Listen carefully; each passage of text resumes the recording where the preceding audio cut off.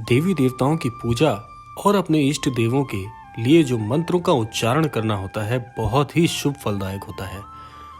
हमारे हिंदू धर्म में भगवान हनुमान सबसे ज्यादा पूजे जाने वाले देवता हैं। भगवान हनुमान को कलयुग का देवता भी माना गया है। मान्यताओं के अनुसार आज भी राम भक्त हनुमान इस पृथ्वी पर सशरीर भ्रमण करते हैं। जो भी भक्त सच्चे मन से उन्हें याद करता है वे फौरन ही उसके कष्टों को हरने के लिए आ जाते हैं। हनुमान जी को प्रसन्न करने के लिए हनुमान चालीसा का पाठ बहुत ही लाभदायक माना गया है, क्योंकि मनुष्य के जीवन की सभी समस्याओं का समाधान हनुमान चालीसा का पाठ करने में है।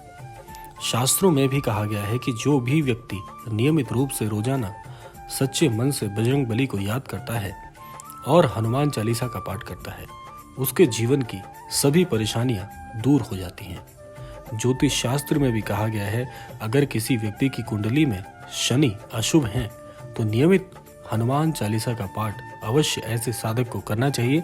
इससे जीवन में शनि दोष के अलावा भी और भी कोई परेशानी चल रही होती है तो उसमें भी लाभ अवश्य मिलता है। आज के इस क्रमांक में हम आपको बताएंगे 3 ऐसी दिव्य चौपाइयां जिनको पढ़ने से, जिनका पाठ करने से आपके जीवन की सभी मनोकामनाएं पूरी हो जाती हैं और जीवन में चल रही सभी प्रकार की समस्याओं से आपको निजात मिल जाती है। आइए बात करते हैं क्रमबद्ध तरीके से। सबसे पहली चौपाई जो आती है वह है नासे रोग हरे सब पीरा, जो सुमिरै हनुमत बलबीर। जो व्यक्ति हमेशा किसी न किसी तरह की बीमारियों से पीड़ित रहते हैं उन्हें नियमित रूप से इस चौपाई को सुबह और शाम के वक्त हनुमान जी का नाम लेकर जाप करना चाहिए।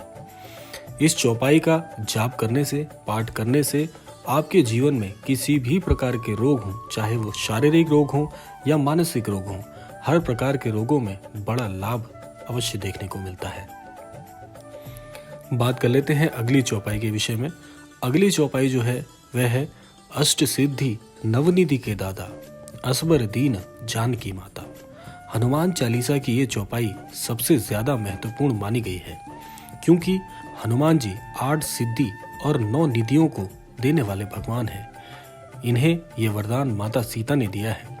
अगर किसी व्यक्ति को जीवन में शक्तियों को प्राप्त करना है या किसी भी प्रकार के रहस्य को जो कि इस संसार से जुड़े हुए हैं उन्हें जानने की इच्छा रखते हैं तो हनुमान चालीसा की इस चौपाई का पाठ अवश्य करना चाहिए।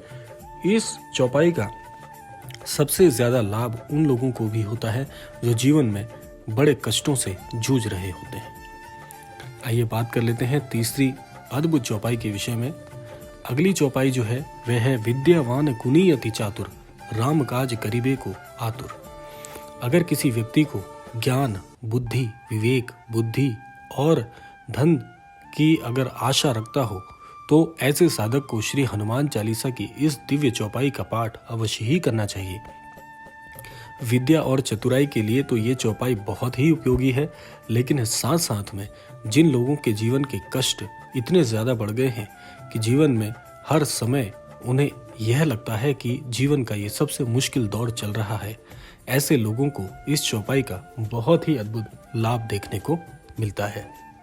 ये तो बात हो गई उन 3 दिव्य चौपाइयों के विषय में, लेकिन इसके साथ साथ आपको एक चीज और बता दें कि बहुत से लोग श्री हनुमान चालीसा का पाठ करते समय सबसे बड़ी भूल करते हैं कि हनुमान चालीसा के अंतर्गत जो दोहा आता है या दोहे आते हैं, उन दोहों का पाठ जब आप नहीं करते तो ये हनुमान चालीसा की सबसे बड़ी अशुद्धि मानी जाती है।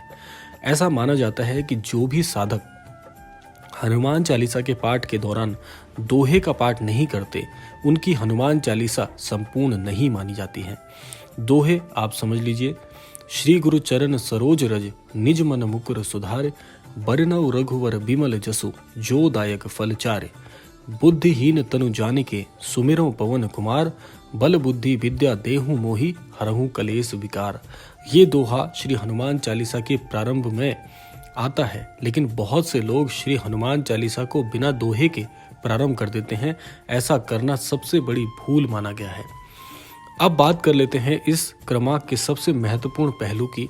वह यह है कि इन तीनों चौपाइयों का यदि कोई भी साधक सोने से पूर्व पाठ करता है या इन 3 चौपाइयों में से किसी भी चौपाई का पाठ करके सोता है, ऐसे साधक का पाठ करने के बाद जो भी मनोकामना ऐसा साधक चाहता है, ईश्वर और श्री हनुमान जी के आशीर्वाद से बहुत शीघ्र उसकी मनोकामना जरूर पूरी होती है।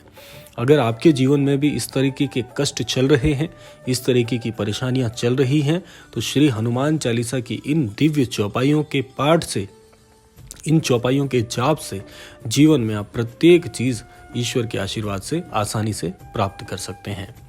तो ये था आज का अद्भुत क्रमांक। आशा करते हैं क्रमांक आपको अवश्य ही पसंद आया होगा। यदि आपके कोई प्रश्न है, किसी प्रकार की प्रतिक्रिया है, तो अवश्य आप हमें कमेंट बॉक्स में प्रेषित कर सकते हैं। और जो लोग अभी इस चैनल को पहली बार देख रहे हैं, इस चैनल के साथ जुड़ने के लिए हमारे चैनल को सब्सक्राइब करना बिल्कुल मत भूलिएगा, क्योंकि इस चैनल पर आपको ऐसी ही महत्वपूर्ण जानकारी रोज हम प्रस्तुत करते हैं। तो ये था आज का अद्भुत क्रमांक। विदा लेने का समय आ गया है, विदा लेते हैं और मिलते हैं अगले क्रमांक में। तब तक के लिए जय श्री राम, जय गुरुदेव, जय उत्तराखंड।